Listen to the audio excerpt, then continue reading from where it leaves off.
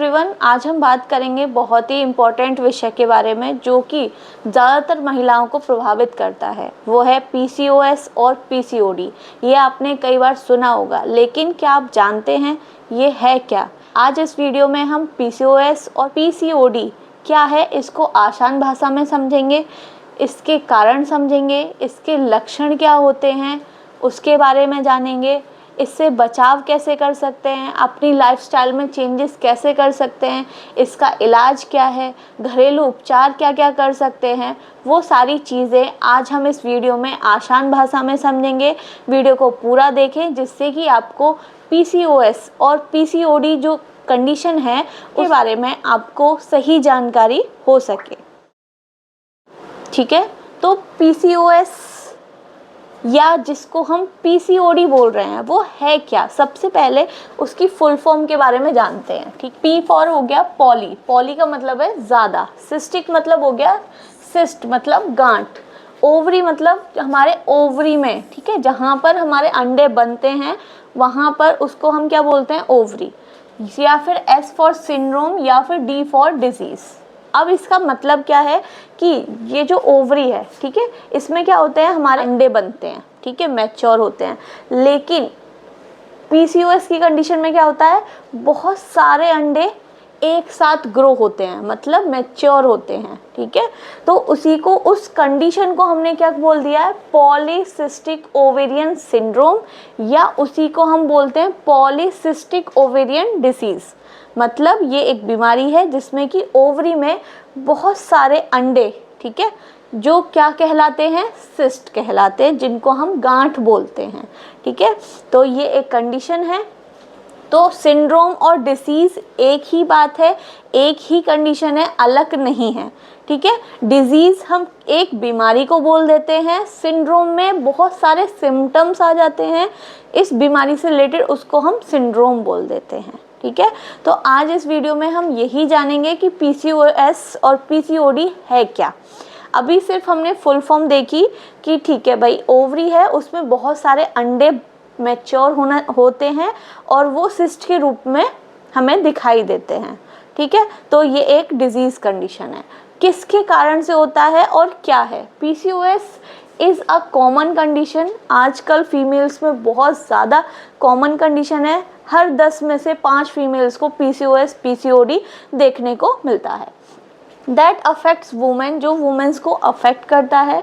Causing किसके कारण से होता है ये? Hormonal imbalance, problems with the ovaries. Hormonal imbalance कैसे? ये जो हमारी ओवरीज होती हैं, ठीक है, ये मेल हार्मोन जिसको कि हम एंड्रोजन बोलते हैं वो ज़्यादा प्रोड्यूस करना शुरू कर देती हैं, ठीक है, जिसके कारण से ये जो अंडे हैं वो मैच्योर नहीं हो पाते। मैच्योर नहीं हो पाते मतलब कि हमारा हर नॉर्मली जो हमारी साइकिल होती है, मेंस्ट्रुअल साइकिल, ठीक है, उसमें क्या होता है? हर 14वें दिन पर एक अंडा फूट के यहाँ पर जाता है। यहाँ से मान लीजिए अंडा, ठीक है, यहाँ पे अंडा बना, ठीक, बनने के बाद 14वें दिन जब ओवुलेशन होता है तो एक ओवरी से अंडा कहाँ जाता है? फैलोपियन ट्यूब में, ठीक है। अब यहाँ से स्पर्म आएगा, ठीक है। अगर वो ओवम से स्पर्म मिल जाता है तो प्रेगनेंसी ठहर जाती है। अगर वो स्पर्म नहीं मिलता है तो ये हमारा अंडा यूट्रस में आके मेंस्ट्रुअल पीरियड, जो हमारे मेंस्ट्रुअल साइकिल होती है, पीरियड्स होते हैं, उसके साथ बाहर आ जाता है, ठीक है। ये तो होता है नॉर्मल केसेस में। पीसीओएस की कंडीशंस में क्या होता है कि देखो यहाँ पर बहुत सारे अंडे क्या हो रहे हैं? मैच्योर हो रहे हैं, ठीक है। इन्हीं को हम क्या बोल देते हैं? सिस्ट, गांठें। अब क्या होता है? जो मेल हार्मोन्स होता है एंड्रोजन, ठीक है, वो ज़्यादा प्रोड्यूस होना शुरू हो जाता है, जिसके कारण से जो एस्ट्रोजन है और जो प्रोजेस्टेरोन है वो अपना काम नहीं कर पाते हैं, जिससे कि ओवुलेशन नहीं हो पाता है। मतलब इनमें से कोई भी एक अंडा फूट के हमारे फैलोपियन ट्यूब में नहीं जा पाता है। जब ओवुलेशन नहीं होगा तो हमारे पीरियड्स भी नहीं आएंगे, पीरियड्स में डिले हो जाएगा। तो इसके जो सिम्टम्स हैं वो ऐसे ही हैं कि पीरियड्स नहीं आना। हमारे पास जो पेशेंट्स आते हैं वो नॉर्मली क्या शिकायत लेकर आते हैं कि भाई मेरे पेड़ों में, पेट के एरिया पे दर्द हो रहा है, ठीक है, पेशाब में जलन हो रही है, ठीक, और क्या, पीरियड्स नहीं आ रहे हैं, 2-2 महीने हो जा रहे हैं, पीरियड्स नहीं आ रहे हैं। अगर पीरियड्स 2 से 3 महीने रुक के आ रहे हैं तो बहुत हैवी फ्लो हो रहा है ना।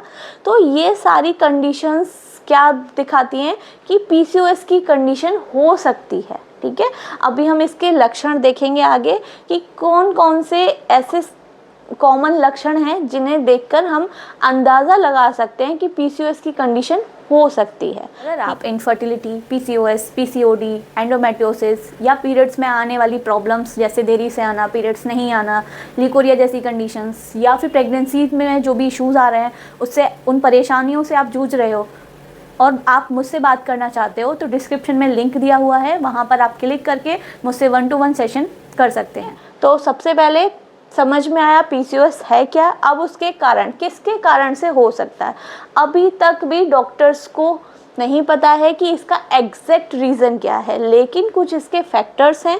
सबसे पहले आता है जेनेटिक्स या फैमिली हिस्ट्री।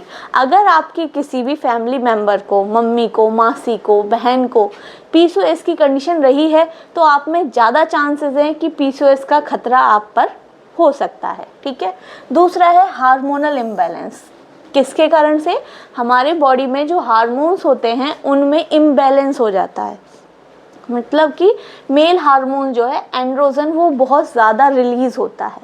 ठीक है, नेक्स्ट है इंसुलिन रेजिस्टेंस। ये ज़्यादातर देखा जाता है पीसीओएस की कंडीशन में, उन पेशेंट्स में इंसुलिन रेजिस्टेंस हो जाता है, मतलब कि जो हमारी बॉडी है इंसुलिन उसको सही से यूज़ नहीं कर पाती है। ठीक है, इंसुलिन क्या होता है, कोई भी चीज़ हम शुगरी, जब हमारी बॉडी में शुगर होता है, ठीक है, तो इंसुलिन हार्मोन शुगर पर काम करता है। ठीक है, और उसको बैलेंस करता है। लेकिन हम शुगर तो खा रहे हैं, इंसुलिन भी ज़्यादा निकल रहा है, लेकिन वो इंसुलिन हमारी सेल्स पर या शुगर पर क्या कर रहा है, अटैक नहीं कर पा रहा है, उसको बैलेंस नहीं कर पा रहा है, जिसके कारण से इंसुलिन की मात्रा क्या हो जाती है, बढ़ जाती है। इंसुलिन की मात्रा बढ़ जाएगी हमारी बॉडी में तो जो मेल हार्मोन है, टेस्टोस्टेरोन है, उसका लेवल बढ़ जाता है, जिसके कारण से बहुत सारी कंडीशंस देखने को मिलती हैं, जैसे हेयर्स पे ग्रोथ, है ना, और हमारे एक्नी, मुहासे, पिंपल्स, ये सारी चीज़ें किसके कारण से आती हैं,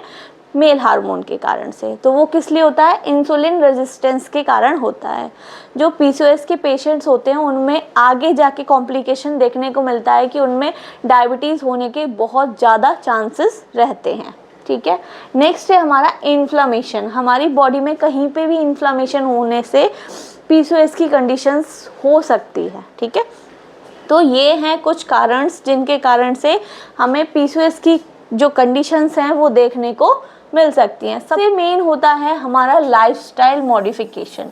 ठीक है, जो हमारा लाइफस्टाइल है, जो हम फॉल्टी डाइट खाते हैं, मतलब कि कुछ भी खा रहे हैं, प्रोसेस्ड फूड खा रहे हैं, शुगरी कंटेंट खा रहे हैं, ठीक है, वो चीज़ है, एक्सरसाइज नहीं कर रहे हैं, सिटिंग जॉब कर रहे हैं, पूरे पूरे दिन बैठे रह रहे हैं, तो ये भी एक मेन रीज़न है पीसीओएस का। ठीक है, अब आ जाते हैं सिम्टम्स, मतलब ऐसे कौन से आम लक्षण हैं जिन्हें देख के हम पहचान सकते हैं कि भाई पीसीओएस की कंडीशन हो सकती है। सबसे पहले पेशेंट्स हमारे पास आते हैं वो होते हैं इर्रेगुलर पीरियड्स। मैडम हमारे पीरियड्स नहीं आ रहे, 2 महीने हो गए, 3 महीने हो गए, ठीक है, पीरियड्स ही नहीं रेगुलर हैं, 4-4 महीने बाद पीरियड्स हो रहे हैं, फिर होते हैं तो बहुत हैवी फ्लो के साथ होते हैं, है ना, तो ये हो गई। दूसरा, वेट गेन हो रहा है, बहुत ज़्यादा ओबेसिटी हो रही है, मोटापा आ रहा है, क्यों, क्योंकि शुगरी कंटेंट हम खा रहे हैं, शुगर खा रहे हैं, इंसुलिन काम नहीं कर रहा है, तो वो क्या हो रहा है, मोटापा बढ़ रहा है।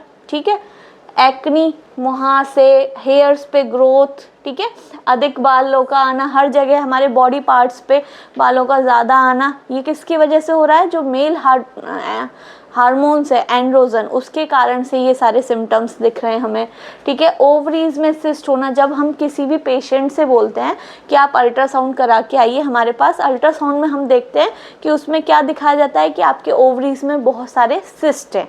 ठीक है, और सबसे मेन रीज़न है जो मैरिड हैं। ठीक है, अगर अनमैरिड में हो रहा है, ठीक है, वो ट्रीटमेंट ले सकते हैं, इसको ठीक करा सकते हैं, लेकिन जो मैरिड फीमेल्स हैं, ठीक है, उनमें अगर पीसीओएस की कंडीशंस देखी जाती है तो वो एक बड़ा कारण बन जाता है इनफर्टिलिटी का, मतलब कि वो बच्चे कंसीव नहीं कर पाते हैं इसके कारण से। क्यों? क्योंकि जब ओवुलेशन ही नहीं हो पाएगा, अंडा ही बाहर नहीं आएगा, तो स्पर्म कैसे मिलेगा, कैसे फर्टिलाइजेशन होगा? तो वो फीमेल्स प्रेग्नेंट नहीं हो पाती हैं, कंसीव नहीं कर पाती हैं, उनको बहुत ज़्यादा दिक्कत हो जाती है। ठीक है, तो ये सारे लक्षण हैं। अगर आपको लगता है कि इनमें से कोई भी आपको लक्षण, 2 या 3 से ज़्यादा अगर आपको ये लक्षण दिख रहे हैं, तो आपको अपने डॉक्टर से कंसल्ट करना चाहिए। ठीक है। अच्छा, एक चीज़ और है इसमें कि सिर्फ हम ये नहीं देख के कि भाई हमारे अल्ट्रासाउंड की रिपोर्ट में ओवरीज में बहुत सारी सिस्ट हैं, तो उससे हम ये कहें कि नहीं भाई हमें PCOS है। नहीं, देखो, PCOS डिजीज़ और सिंड्रोम, ठीक है। डिजीज़ मतलब हमारी जो ओवरीज हैं, ठीक है, यह हमारी जो ओवरी हैं इनमें सिस्ट बहुत सारी हो सकती हैं। ठीक है, अल्ट्रासाउंड में ये आ सकता है, लेकिन और भी जो सिम्टम्स हमें दिख रहे हैं जैसे हेयर ग्रोथ, एक्नी, है ना, पर ये सारे सिम्टम्स एक में नहीं होंगे। हर एक फीमेल्स में अलग अलग सिम्टम्स आ सकते हैं। हो सकता है किसी को इरेगुलर मेंसेस हो और हेयर ग्रोथ हो और उसके अल्ट्रासाउंड में PCOS की कंडीशन आई हो, तो वो हम कहेंगे कि हाँ भाई इसको PCOS की कंडीशन है। ठीक है, ये तो हो गए हमारे लक्षण कि किन्हें देख के हम पहचान सकते हैं कि PCOS की कंडीशन है। ठीक है, हमारा वर्षा नर्सिंग अकेडमी के नाम से ऐप है, जो कि आप गूगल प्ले स्टोर से इसको डाउनलोड कर सकते हैं। अगर आप मेडिकल, नर्सिंग या फार्मेसी के स्टूडेंट्स हैं तो इस ऐप को ज़रूर डाउनलोड करें। इसमें आपको free content, paid content, PDF, notes, सारी चीज़ें मिलेंगी। अब आ जाते हैं डायग्नोसिस की। पहचान तो लिया हमने, मतलब लक्षण तो हमें पता चल गए, पता कैसे करें, डायग्नोस कैसे करें? तो सबसे पहले फिजिकल एग्जामिनेशन में हम देख सकते हैं कि एक्ने है, हेयर ग्रोथ है कि नहीं, है ना। ब्लड टेस्ट करा सकते हैं, उसमें हम हार्मोन्स का टेस्ट करा सकते हैं, FSH, LH, मेल जो हार्मोन्स है एंड्रोजन, उसके लिए टेस्ट करा सकते हैं। मेल हार्मोन जो है टेस्टोस्टेरोन, उसके लिए हम ब्लड टेस्ट करा सकते हैं। थायराइड करा सकते हैं, प्रोलैक्टिन करा सकते हैं। तो इन सारी ब्लड की रिपोर्ट से हम डायग्नोस कर सकते हैं कि PCOS की कंडीशन है या नहीं है। ठीक है, सेकेंड है अल्ट्रासाउंड, और अल्ट्रासाउंड में हम ओवरीज को चेक कर सकते हैं। ठीक है, अगर आपके अल्ट्रासाउंड में पॉलीसिस्टिक दिख रहा है, ठीक है, तो क्या कंडीशन हो सकती है? PCOS की कंडीशन हो सकती है। तो इनसे हम डायग्नोसिस कर सकते हैं, पता लगा सकते हैं। नेक्स्ट है ट्रीटमेंट। ठीक है, ट्रीटमेंट किस बेस पे होगा? जो आपकी कंडीशन है, जो आपका कारण है, ठीक है, उसके बेस पे ट्रीटमेंट होता है। जैसे कि अगर आपको ब्लीडिंग है, मतलब इरेगुलर मेंसेस है ना, पीरियड्स नहीं आ रहे हैं, तो डॉक्टर आपको बर्थ कंट्रोल पिल्स देंगे। बर्थ कंट्रोल पिल्स क्यों देंगे? उससे क्या होता है, आपकी जो मेंसेस है, ठीक है, मेंस्ट्रुअल साइकिल है, वो रेगुलर हो जाती है। कहीं हद तक वो एक्नी और जो हमारे हेयर ग्रोथ होते हैं उनको भी कंट्रोल करते हैं, मतलब हमारे हार्मोन्स को बैलेंस करते हैं। ठीक है, फिर बर्थ कंट्रोल पिल्स दे सकते हैं पीरियड्स को रेगुलेट करने के लिए। आपके हेयर्स ग्रोथ हैं या आपके मेल हार्मोन है वो ज़्यादा निकल रहा है, उसको कम करने के लिए एंटी एंड्रोजन दे सकते हैं, जिससे कि आपके एक्ने ना हो, है ना, हेयर ग्रोथ ना हो। अगर आपको फर्टिलिटी मतलब कंसीव नहीं हो रहा, तो डॉक्टर आपको उस हिसाब से मेडिसिन देंगे। ठीक है, तो जो भी आपका कारण होगा उसके बेस पे आपका ट्रीटमेंट होगा। पहली चीज़, ट्रीटमेंट के साथ साथ इसमें लाइफस्टाइल बहुत मेन रोल प्ले करता है। ठीक है ना, ऐसा नहीं है कि आपने मेडिसिन लिया तो जब तक आप मेडिसिन खाओगे जब तक ठीक रहोगे, उसके बाद फिर वही सिम्टम्स आपको शो होंगे। लेकिन अगर आप मेडिसिन भी लोगे और अपनी लाइफस्टाइल भी चेंज करोगे, तो इससे वो PCOS की कंडीशंस ठीक हो सकती है, जड़ से ख़त्म हो सकती है। ठीक है, नेक्स्ट है हमारा लाइफस्टाइल चेंजेस। हमारी ईटिंग हैबिट्स, जो हम प्रोसेस्ड फूड खा रहे हैं, शुगर फूड खा रहे हैं, ठीक है, जंक फूड खा रहे हैं, इनको अगर हम अवॉइड करेंगे, रेगुलर एक्सरसाइज करेंगे, ठीक है, तो लाइफस्टाइल में चेंज हो सकता है। रेगुलर एक्सरसाइज में आप 40 मिनट डेली वॉक कर सकते हो, जॉगिंग कर सकते हो, जंपिंग कर सकते हो, साइकिलिंग कर सकते हो, स्विमिंग कर सकते हो। वो आप पे डिपेंड करता है कि आपको क्या अच्छा लग रहा है। ठीक है, इस तरीके की एक्सरसाइज कर सकते हो। अगर वेट गेन है तो वेट को लूज़ करो। ठीक है, उससे आपको बहुत सारे सिम्टम्स में क्या होगा, असर दिखेगा, ठीक है। आप वेट कम करोगे तो आपका इंसुलिन भी काम करना शुरू कर देगा, तो टेस्टोस्टेरोन कम हो जाएगा, तो आप में जो मेल हार्मोन है वो कम रिलीज होगा, ठीक है। तो उसमें सिम्टम्स भी आपको कम दिखाई देंगे। तो ये सारी चीज़ें हैं। सर्जरी इन अगर केस आपका ओवुलेशन नहीं होता है और किसी कपल को वही इनफर्टिलिटी है या कंसीव करना है बेबी, तो उस केसेस में सर्जरी करके भी ओवुलेशन किया जाता है, या फिर आप IVF, IUI और ICSI जैसे जो प्रोसीजर्स हैं, टेक्नोलॉजी हैं, उनको यूज़ करके कंसीव कर सकते हैं, ठीक है। हमारा वर्षा नर्सिंग अकेडमी के नाम से ऐप है, जो कि आप गूगल प्ले स्टोर से इसको डाउनलोड कर सकते हैं। अगर आप मेडिकल, नर्सिंग या फार्मेसी के स्टूडेंट्स हैं तो इस ऐप को ज़रूर डाउनलोड करें। इसमें आपको free content, paid content, PDF, notes, सारी चीज़ें मिलेंगी। चैनल को सब्सक्राइब करना ना भूलें। अब आ जाते हैं होम रेमेडीज़। देखिए, बहुत सारे पेशेंट्स मेरे से पूछते हैं कि मैम होम रेमेडीज़ क्या यूज़ करें। मतलब कुछ ऐसी चीज़ें बताइए जो हम अपने घरेलू खान पीन में ऐड करके इन सारी चीज़ों से एक हद तक सही हो सकें। तो उनमें है, सबसे पहले है दालचीनी, ठीक है। ये क्या करता है, ये हमारे ब्लड शुगर को हेल्प करता है। कैसे हेल्प करता है, देखिए, सबसे मेन रीज़न होता है अगर PCOS की कंडीशन है, ठीक है, तो वो किसके कारण से हो सकती है, इंसुलिन रेजिस्टेंस, मतलब कि हमारी बॉडी में जो इंसुलिन बन रहा है वो ही काम नहीं कर रहा है, ठीक। तो दालचीनी क्या करता है, हमारे ब्लड शुगर को मेंटेन करके रखता है। इसमें हम स्पीरमिंट टी ले सकते हैं जो कि फेशियल हेयर ग्रोथ के लिए हेल्पफुल होता है, ठीक है। सेब का सिरका, जिसको एप्पल विनेगर बोलते हैं, ये इंसुलिन सेंसिटिव होता है, उसको इम्प्रूव करने में हेल्प करता है, ठीक है।